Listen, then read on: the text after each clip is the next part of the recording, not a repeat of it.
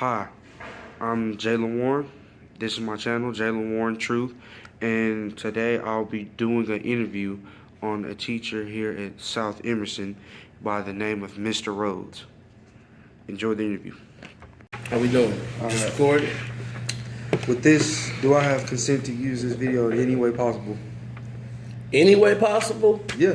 Just don't do nothing freaky with it. Get it out to the press, man. As long as you don't do nothing freaky with it. All right. I want to, is this I am not doing, how I said it.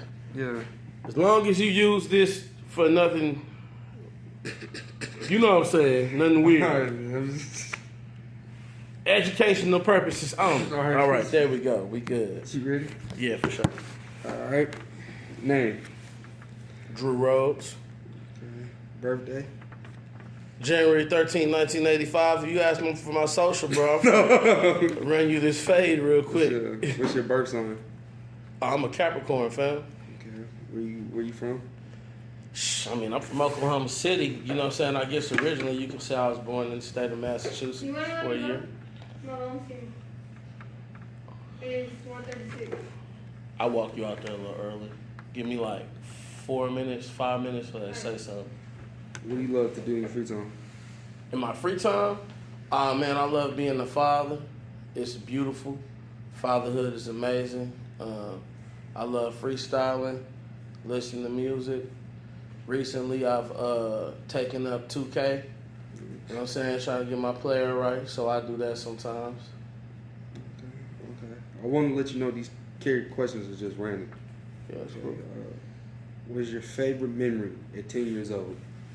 Oh, damn. My favorite memory at 10 years old, this is going to go deep, bro.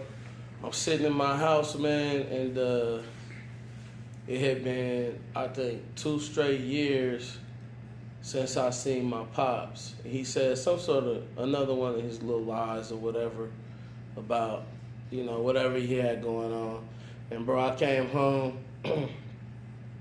and I just had a conversation with God and just prayed about the type of man I become. And I just promised I wouldn't be like my father, and I promised that I would do right by kids, protect kids, that when I get a woman, you know what I'm saying, I would protect her and be the best husband possible and be the best father possible I could be. And I pray for God to help me through my anger and help me to not become a statistic in these streets. My favorite memory when I was 10 years old, I came home, just sat down in the front porch and just started talking to God. That's my favorite memory. Okay. What is your talent? Ah, man, my talent, I could say freestyle, rap, teaching, but to be honest with you, my talent is being an empath. I can feel other people's emotions, I can read other people, and I can sense the type of seed I need to plant in them as far as if it's wisdom, if they need kindness, if they need love, if they need guidance, you know what I'm saying? So to me, that's kind of my superpower, if you will, my talent. Okay. I like that. What do you remember doing at 20? Like anything that was going on? 20 years old, man. Yeah, man, 20 years old. I was rapping with this little group. You know, we had mixtapes or whatever. It was also a trap house. And I remember they jumped they didn't jump. They didn't jump the homie. It was, they tried to say one of the homegirls put through the Fairfax apartments over there in the panic zone and threw a little brick through the window. And so it was about 30 cats over there talking about they was gonna jump my cousin. You know what I'm saying? The homegirl was my cousin. So, shoot, I remember pulling up in an apartment complex and really just politicking and keeping it real with them and checking them all. It was like 30 of them, and it was me and 2 of my homeboys. I tried to roll 1 deep, but they wouldn't let me. And I remember that because it probably stopped somebody from getting killed. Describe a family member in 1 word. Beautiful. My grandmother. Yeah. Do you have any unfinished business in life? Hell yeah. I got more kids I need to reach. I need to, help out. I got unfinished business as a father. I want to see my babies grow up and be successful, and I want to be alive long enough to watch them break the cycles that they struggle from. For sure. What do you wish to accomplish before you leave this world? Whatever God has set forth for me. That's perfect. Describe your kids in one word. Describe what? Your kids in one word. A blessing. Favorite color? Midnight blue. Okay. What do you wish to leave behind? A legacy of kindness, wisdom, and I hope that the kids that I pour into are able to be successful and have their own families. And I pray that what I say to them works and that they're able to grow up and their kids don't have to struggle. And that's pretty much it, man. I just want the youth that I come in contact with to learn from their struggle, do better, and to end the struggle in their own cycles. So that's the legacy I want to leave behind. I want generations to be better because of the struggles that we've all gone through and the education that we gained from that. What do you wish to spread? Love, unconditional. I'm about to move on to the heightened questions, more impacting. What's your take on police brutality? Just because you have a badge doesn't mean you can be a bully. When I was y'all's age, we used to tell them take the badge off, take the badge off and run the fade. Yeah. You know what I'm saying? As I get older, I understand that's not the real fight. The real fight is a change within the system. You know what I'm saying? So that's what the problem is the system gives them that power. So it's not necessarily just the police force that's the issue. It's the entire criminal justice system. You know? You also have to think about it, the foundation of creating America. 100 million Native Americans died. The largest genocide on the face of the planet happened here. So, there's evil within these borders. Hey, bro, let's finish this up tomorrow. I'm gonna have to take Shorty out to her mama and hook homie up with his We at question 17. Question 17, how many questions is it? 29. Okay, yeah, we can do the rest tomorrow, fam. Okay, we left off on question 7. Well, we finished question 17 on question. What was question 17? Question 17 was, what's your take on police brutality? Oh, okay, yeah, for sure. Question 18 is, how do you wish to help students? First, I want to help students as far as it's not about what's in the textbook. First and foremost, man, with our kids, it's about where they are emotionally. You know what I mean? So you got to meet kids where they're at. Some kids, you don't know what they went through the night before. So, meeting them with unconditional love. Man, honestly, I try to make every single class laugh at least once or twice, because it's true. Laughter is the best medicine. Besides that, I like talking about the real. I like talking about generational curses, breaking cycles, what it takes to do that. So I'm real transparent in my life on the mistakes that I made, the time I spent, that wasn't spent on my purpose, the mindset that I had when I was really out here, thinking about ending other people's lives, just over money or, it could be less than that. You know what I mean? So I really want to give them the wisdom and plant the seed that will allow them to be successful and move away from that. So, that's really what it's kind of I guess I would say it's levels to this. You feel me? Like helping a student that day would be meeting them emotionally where they're at and giving them what they need emotionally to be able to be successful for that day. And I also want to give them knowledge that they'll remember that they can give their kids. You know what I mean? And then you have the academia. So teaching them about the specific curriculum but making sure that that curriculum is real. So we're not just talking about government, we're talking about how to use the government to cure police brutality, or to use the government to be able to understand how to open your own business and apply for grants and use that business and that money in your own community, in your neighborhood, to bring about, economic power. So it's really, that's a loaded question, bro. I could probably spend like 45 minutes answering that one question, man. But there's so many different ways you can help kids. I would say, if I was putting it in the most simplest sentence, being a genuine human being that loves them unconditionally and giving them knowledge that can help them break their cycle of struggle. Okay, I like that answer. If you had one wish, what would it be?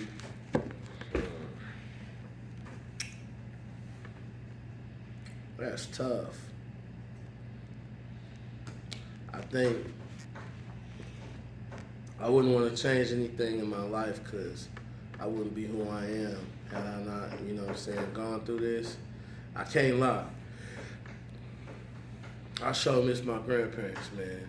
I wish I could have them back. But due to my faith, I think that'd be selfish. So I can't really wish to have them back. So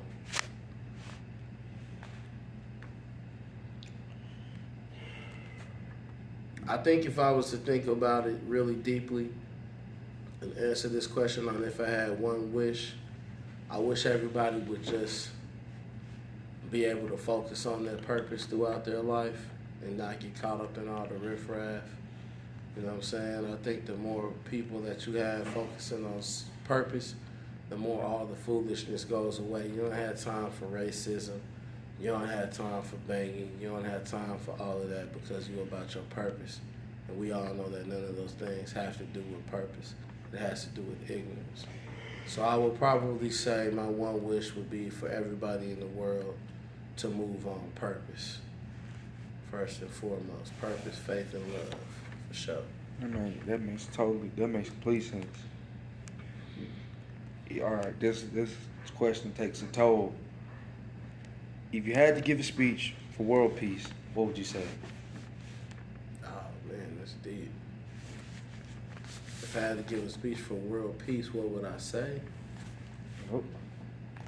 We're all human. There's no such thing as race. We all have souls. We all are here for a purpose. We all have value. We should value each other. We should value our service more than our titles. And when you are at war with each other, it's usually because of titles, even in the hood.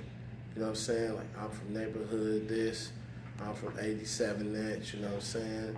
I'm GD Vice Lord, you know what I mean? Even at the classroom level, I'm a teacher, you're a student, I'm a principal, you a student, you know what I mean? And even parenting, some parents can get to tripping and forget about serving their children with love and unconditional love. They'd be like, I'm the mom, I'm the dad, don't look at what I do, listen to what I say, you know what I'm saying? Like, man, look, if everybody would pay more attention and care about their service to the world as opposed to what their title is, then you would have no need for war, because there'd be no need for greed.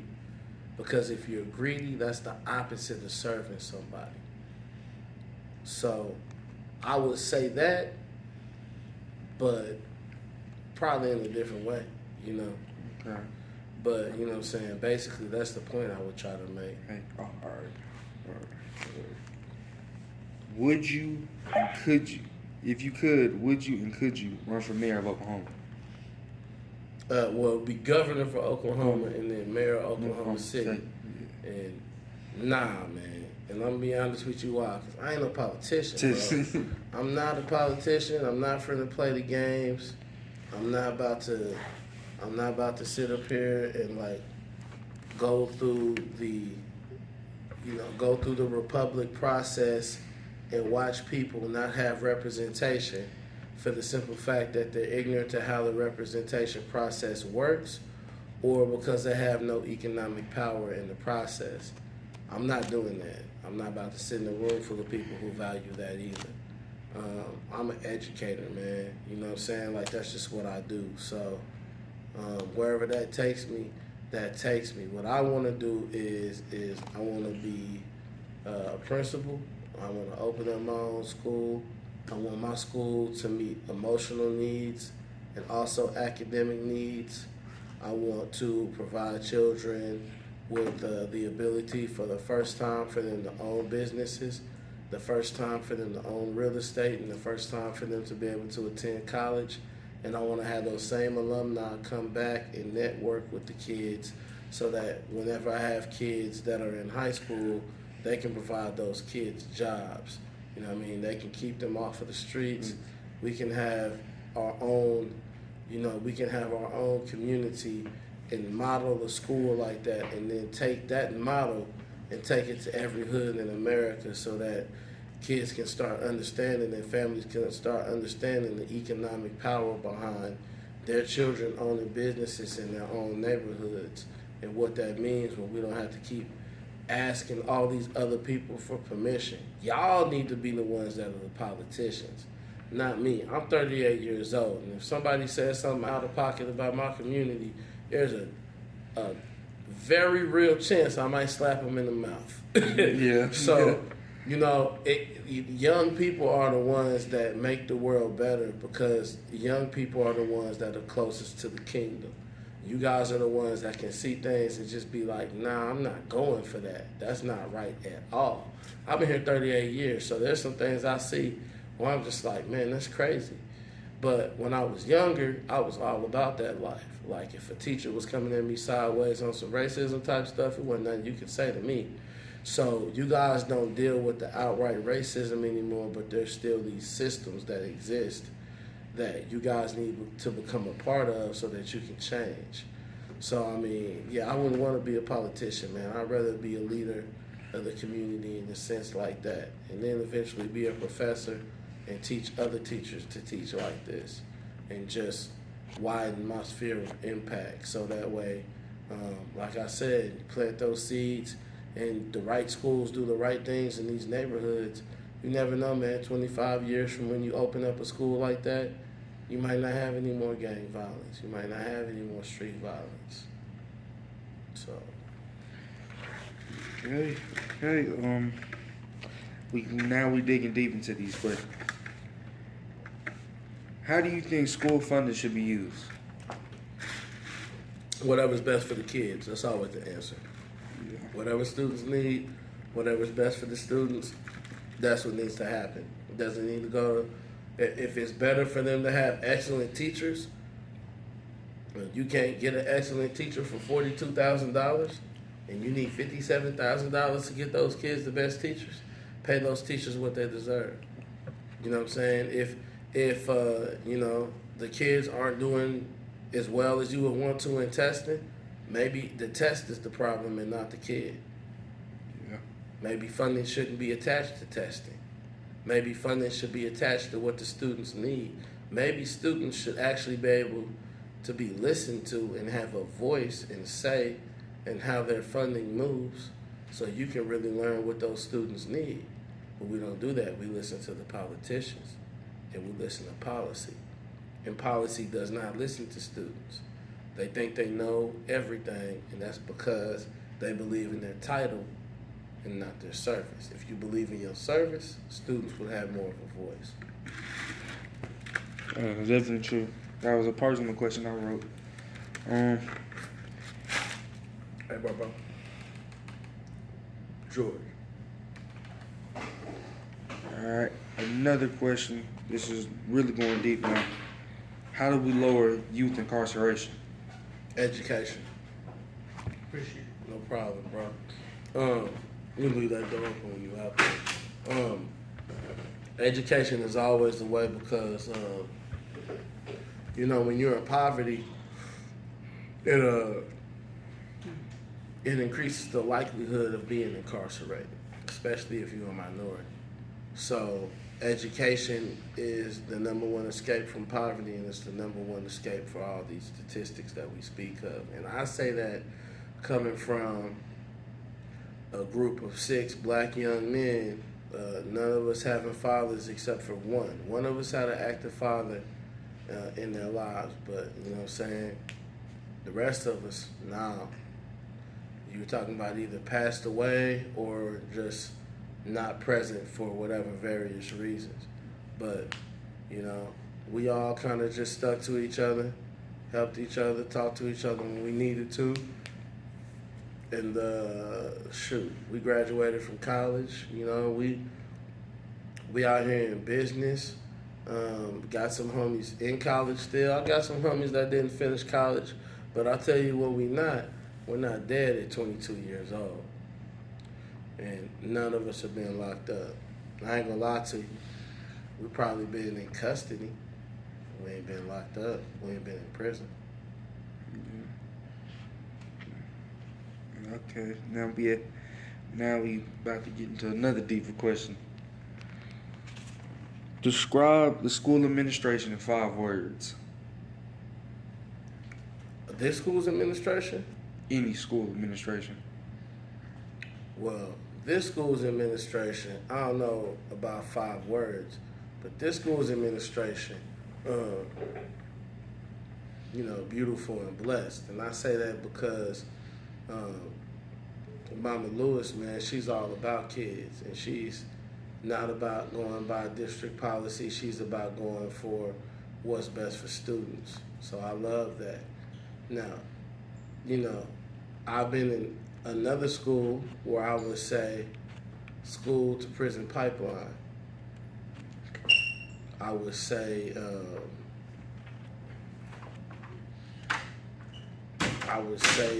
part of the problem, and I would say a harm to the community. Now, I've been to, like I said, Emerson South is good. Man, I love working here. And I've worked with other principals, Miss Ambrose over at John Marshall, who's amazing. If she doesn't have a relationship with the student who's in trouble, she will make sure to speak with someone who has a relationship with that student, and she will change their discipline. She will do whatever's right by that kid, and I love that about her. So I've worked with some real solid administrators. I had a man, one of my favorites by the name of Greg Frederick. I was teaching under at U.S. Grant, and he actually supported and protected the students when they did walkouts.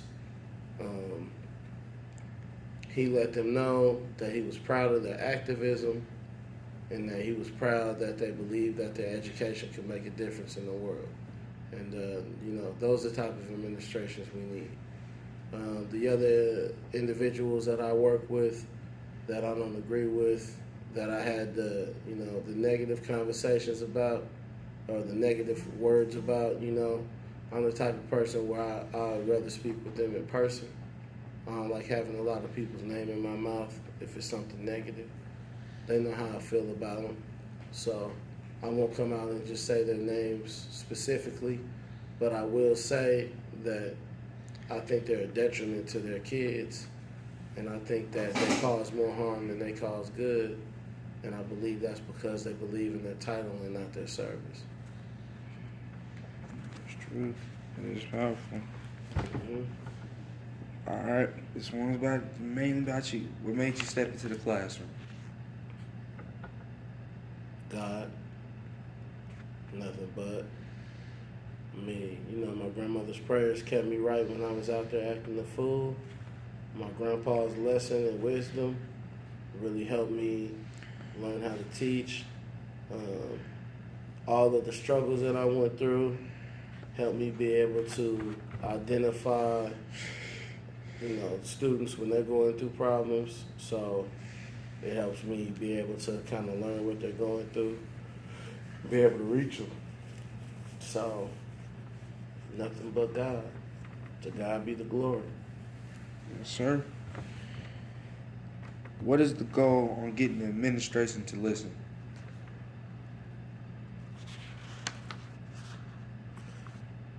Mm, I mean, I know you said we would go to the Capitol if we had to, sit in the mhm. classroom, make phone calls. So, administration of the school building? Yeah. Well, first and foremost, man, you gotta understand your rights. So, as a student in OKCPS, every building is supposed to have a student council, and every building is supposed to have a PBIS committee made up by students.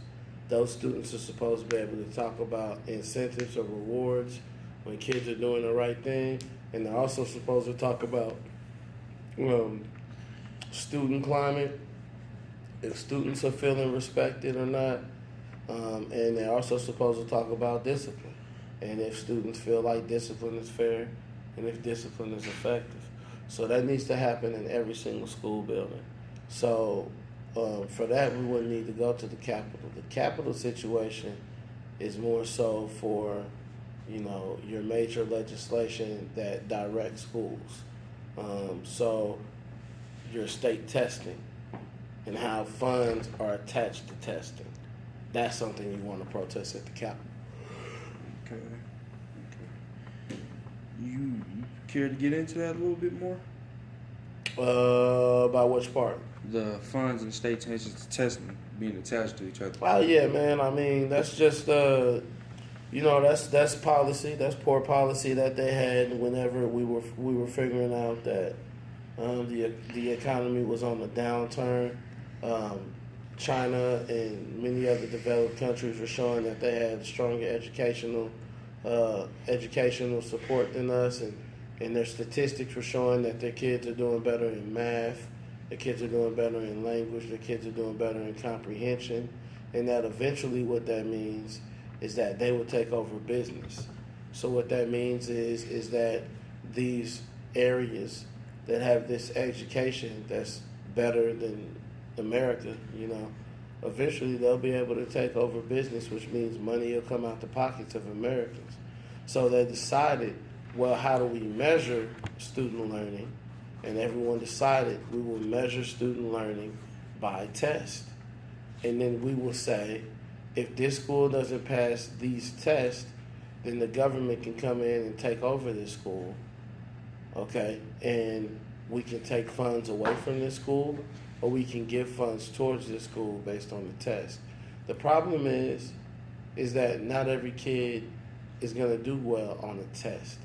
It still doesn't account for what emotional stability kids have or lack thereof, and it still doesn't talk about what they go through in their days to be able to come in and even focus on learning.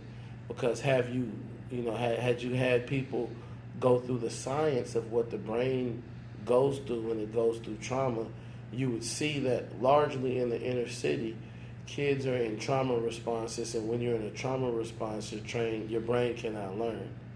And so what that means is you're taking these tests and it's pointless because you're not teaching the whole child, you're just teaching to this test. And that test doesn't matter in terms of how they're trying to break the cycles that they struggle from. That makes sense? Yeah, it makes perfect sense. Mr. Rose, looks like that is all the questions I have for you. Bet, bro, bet. How do you feel about this interview? Man, it's solid. I'm going to keep it real no matter what, bro. Would you like to give me an interview? Would I like to give you an interview? What made you want to interview me? Well, when I first stepped into Emerson, I'm thinking I don't know what to feel about this place. But then I had you for fourth hour, and I listened to you speak.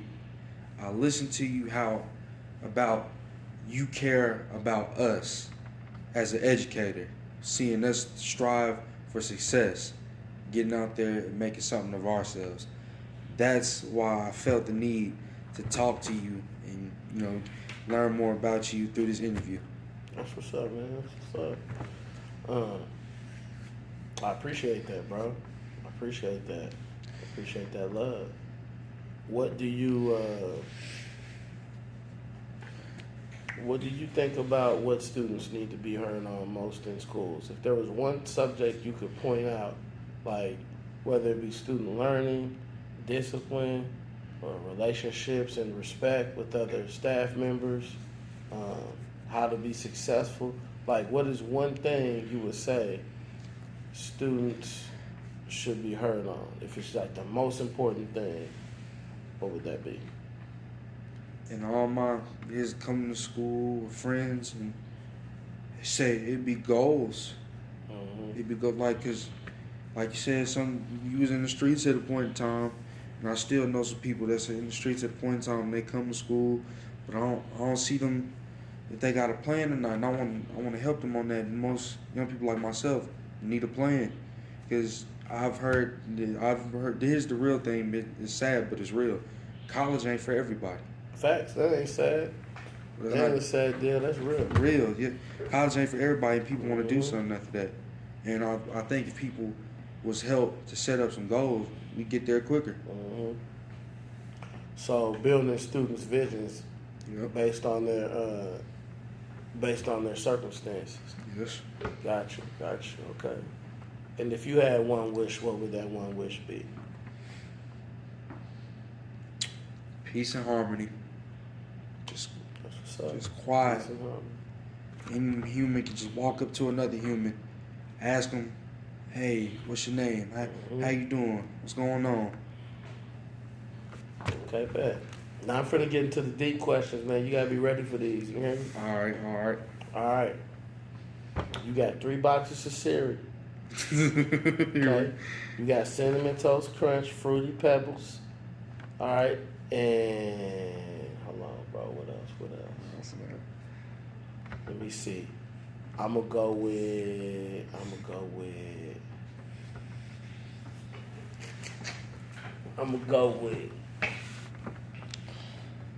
Frosted Flakes. Some old people, but it's still hitting. Ooh, I ain't gonna. All right. Which box you picking, bro?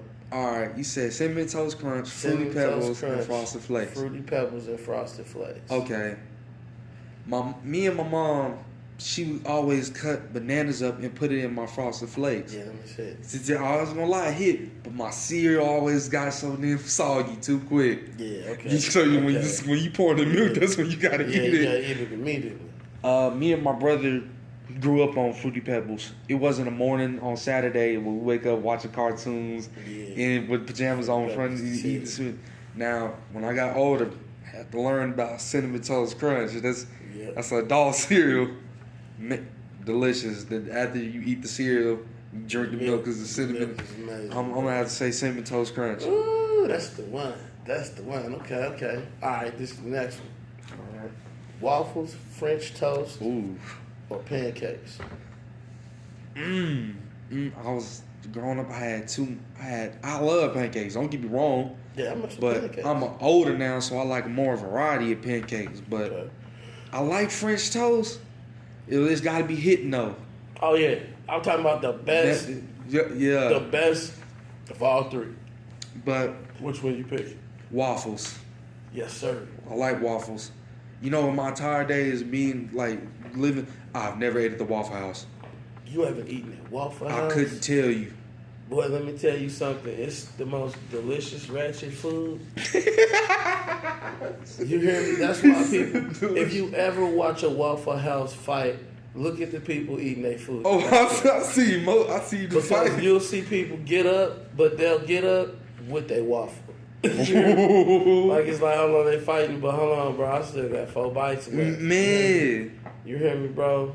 That blueberry something different. All of that, bro. I don't know what it is. I think they sprinkle crack on the grill before you get in there. I think they sprinkle crack on the I think that's what they do, bro. That's why crackheads be right outside, bro. Because I was like, Every single Waffle House you at is in the hood. I don't never know anyone who's in a Waffle House, like, next to mansions. every time I ask my brother, "Hey, let's go to Waffle House," he'll look down on my feet and like, "You ain't got the right shoes on." I was like, "What that means?" I said, "You gonna have to, you gonna be ready to move." Yeah, them shoes be ready to run. Just in case it's bullets and bacon. But he said, "If you gotta Bullets and fight, bacon. he said you can't fight no Crocs and no flip flops." For sure. You say what? Okay, what's the next question you got for me? Last question. All right.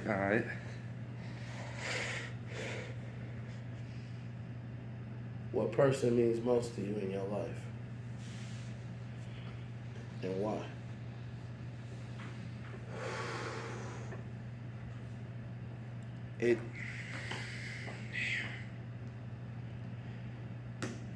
It's gonna have to be my mom. At the end of the day, it's my mother. Can't no one understand me like she can. And it's not just it's simple fact that she had me. It's mother's love, mother's intuition. Like she out of all my brothers and sisters, I told them I was going to the Navy, and they looked at me like I was crazy. Mm-hmm. They was like, well, so you want to die? That's a question that my brother asked me at a point in time. Everybody thought I was crazy. Everybody recommended different branches. When I asked I told my mother, she said go for it. She welcomed me to it. She even said, I don't know why I didn't join. Nothing like unconditional love, bro. Boy. Imagine coming to school without that unconditional love. You got a grumpy ass teacher in front of you trying to tell you turn page 89 for a test that don't mean nothing in your life. That's what these school districts are doing. Until they understand that they need to sit down and learn from the students that they teach, because learning and education is a two-way street. Until they do that, things won't change. So that's what we gotta do. Appreciate your interview, Phil. For sure, bro. It's gonna go straight up on the YouTube page, and everybody in school can watch it. Oh yeah, what's up? You gonna broadcast in class? What's up? Like? Oh man, I don't know. I feel like that's kind of selfish. Sure. I mean, it's for the public. I might. Man, how about I boost your YouTube page, man, and just tell them, hey, you know what I'm saying, visit this YouTube page, it's an interview, or, you know what I'm saying, something like that. It's called Jalen Warren's Truth.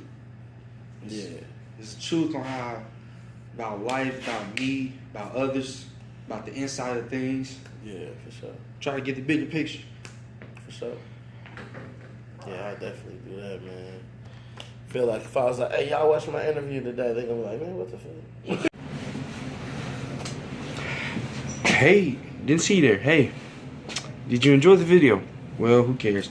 It is an interview between me and Mr. Drew Rhodes here at South Emerson in Oklahoma City. Yeah, I totally messed that up. Anyway, if you like the video, like, comment, subscribe. If you don't like the video, like, comment, subscribe. This is another episode of Jalen Warren's Truth.